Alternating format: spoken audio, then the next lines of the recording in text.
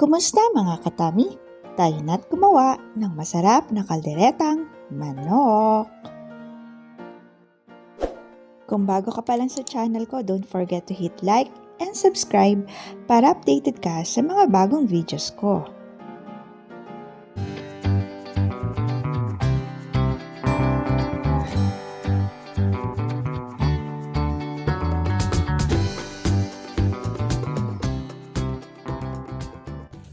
Mag-umpisa na tayo mga katami. Una muna ay maghiwa tayo ng bawang. Hiwain natin ito ng maliliit.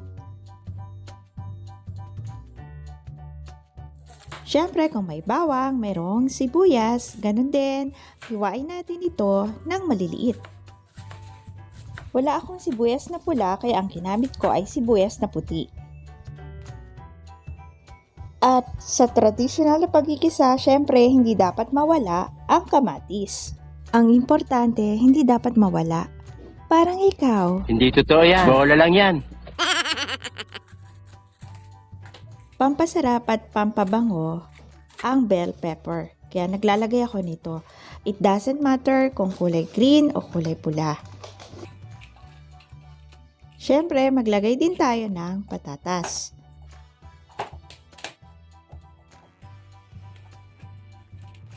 Ganon din ay maglagay tayo ng carrots. Carrots, pampalinaw ng mata. Talaga ba? Oo, para makita niyang mahal mo siya. Bahala ka sa buhay mo. Ngayon ay umpisa na natin mag-isa. Maglagay tayo ng mantika at ilagay na natin ang mga manok.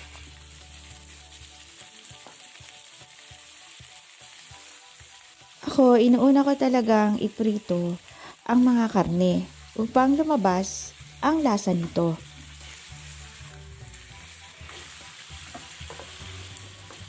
Para ma-maximize yung space, itabi mo natin ang mga manok upang dito ay ilagay natin ang iba pang dapat iprito. Piniprito ko rin ang mga patatas, ganun din naman ang carrots. Depende yan sa diskarte nyo ha. Pwede rin naman na iprito nyo ng hiwalay ang patatas at ang carrots. Pagkatapos kasi nito ay aahunin muna natin ang mga piniritong patatas at carrots.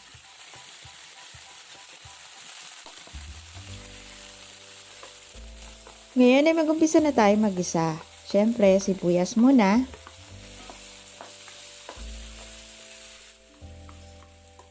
Tapos ay isunod natin ang bawang.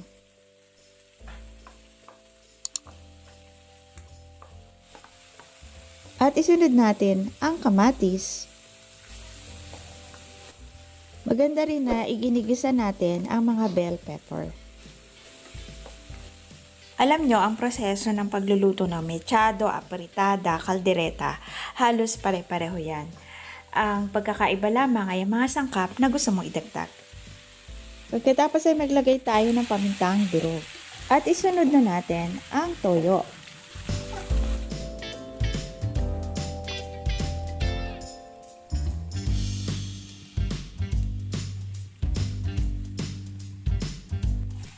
Isama natin ang liver spread sa pagigisa upang kumapit ang lasa nito sa mga manok.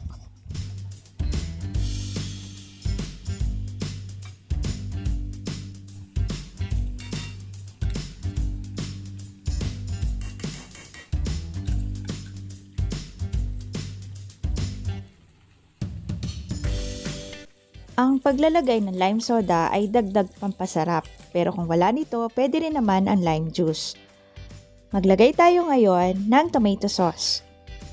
Kung kinakailangan magdagdag ng tomato ketchup, ay magdagdag ka. Pwede naman.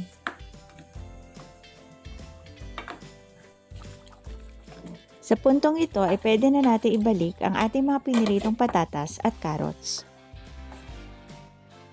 Optional din ang paglalagay ng pasas, pero ito ay nakakadagdag na sarap at ng pickles. Ang dami nating optional, pero ang pagiging optional, wag na wag mong gagawin sa jowa mo. Oh no!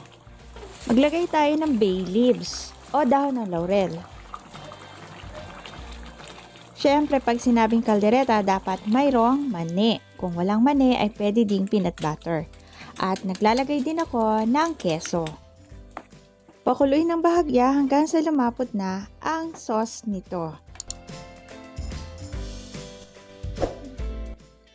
Ayan, tapos na. Kain tayo. Galing yan. Maraming salamat sa inyong panonood. Hanggang sa muli. Narito ang kompletong listahan ng ating mga sangkap.